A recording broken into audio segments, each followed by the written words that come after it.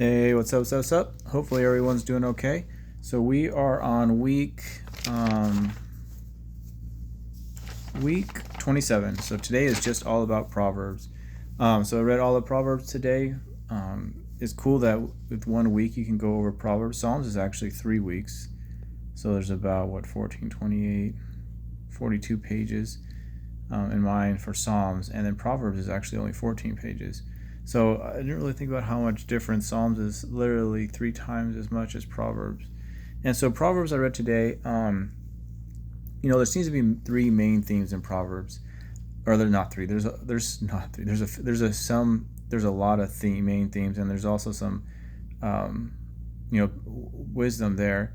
But the themes that I kind of recognize is, one is that women can be very detrimental to man, and it doesn't really say that man is very detrimental to woman. It's interesting because it does say that woman can be super detrimental to man, but it doesn't really talk about in Proverbs like how a man can hurt a woman.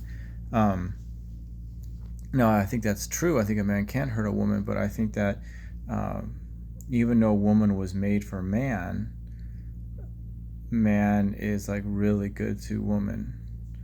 And so it is interesting that even though that, because I guess in an environment of that is good, right? Then the man is going to be good and the woman is going to be made for a man. But an environment that's bad, the way that the devil does it is he just gets woman to kind of just to hurt man and man to hurt woman. But it just seems to be that, woman is easier to entice than man. I see that from the very beginning. But so yeah, you definitely have this thing where it's like, a quarrelsome woman can be very detrimental to man. A woman that's a whore can be very detrimental to man. And then a woman that is, promiscuous can be very detrimental to man.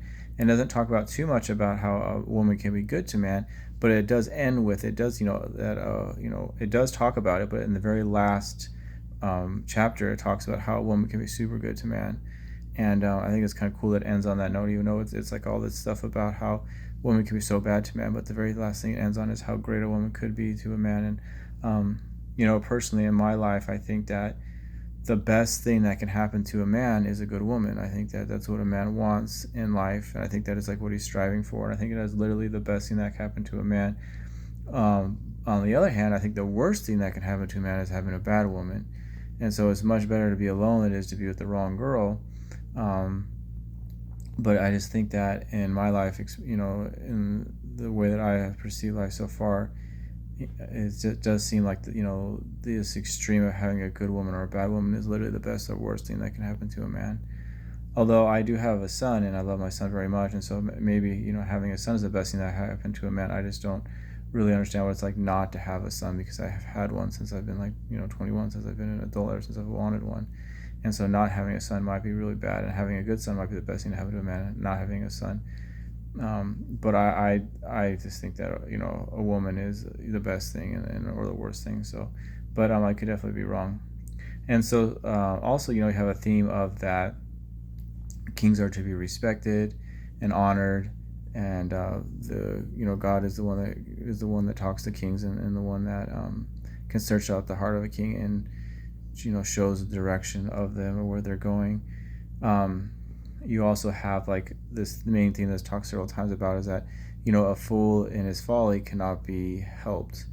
If many stripes can help a child, but a man who's an adult and he's a fool and he's stuck in his ways, there's nothing you can do to help him. Many stripes isn't going to help him. And also talks about how you don't want to try to convince a fool to change his ways, or we talk about a fool a lot. We're not really supposed to call anybody a fool, but people that fit that bill, there's nothing you can do with somebody who doesn't want anything to do with God. Like, you can't convince him to do anything to change his ways, and you can't punish him to try to get him to change his ways. Like, I think that obviously if somebody breaks the law, that the law needs to be upheld, and the people that it's the job's upheld the law, they need to do their job. But as far as like thinking, okay, well, I want to change this person, I want to make this person good, many stripes nor counsel is going to change that person. That's just not something that can be done. Now, if somebody is wise and they want counsel and they want to be reproved and they want to gain and they want wisdom, they want to grow, then your words can do quite a lot and your actions can do quite a lot. But somebody who's stuck in their ways, who doesn't want to grow, who doesn't love God, and that's something that they're adamant about, there's nothing that you can do to change that. And trying to do that is only going to bring harm on you and yourself. And so it's not something that God wants you to do. Okay, what else main themes are there that I really, obviously, what else is there? Yeah, I just think that these main things of just, like a fool and his folly, something you can do about it. Growth can be very detrimental. And I'm trying to think of anything else that's kind of a main theme that I just get repeated a lot and just told in different ways. And then also slothfulness is super. It talks about how there's this main thing about slothfulness. Like, if you're not to work, you're not to do well, then you're going to be poor. And you have to work, and you have to not be slothful. It talks about little sleep, a little slumber. But I think that you really do have to put the effort into it and into working, or it's going to be problematic. I mean, it talks about obviously like how wine is really bad. It can be really hurtful to you. Too much. It also talks about like bribery is really bad.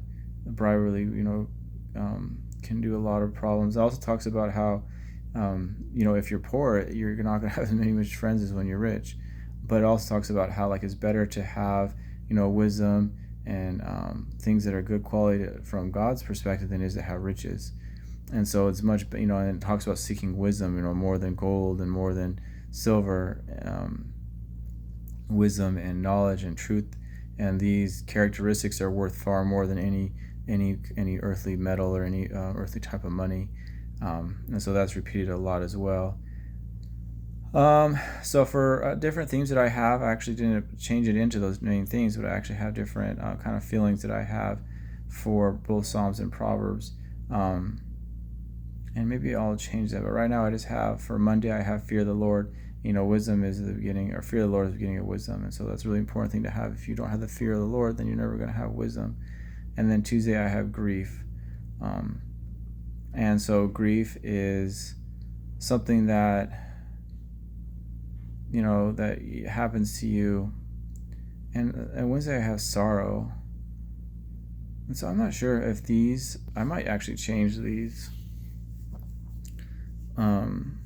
I don't know if I just got lazy last time I was doing that, but I just do think it is important to go over grief. I just don't really have too much to think about. What do you think about grief? What's the difference between grief and sorrow? Grief, I think, is... I don't really know the difference between grief and sorrow.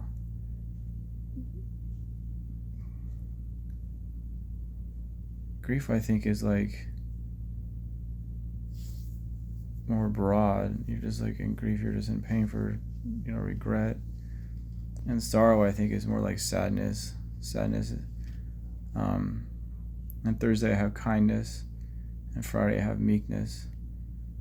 And I think that each of these I do think that they're kind of important to talk about. But for me, for Proverbs, at least right now in my life, I do like to go over kind of the main ideas of Proverbs.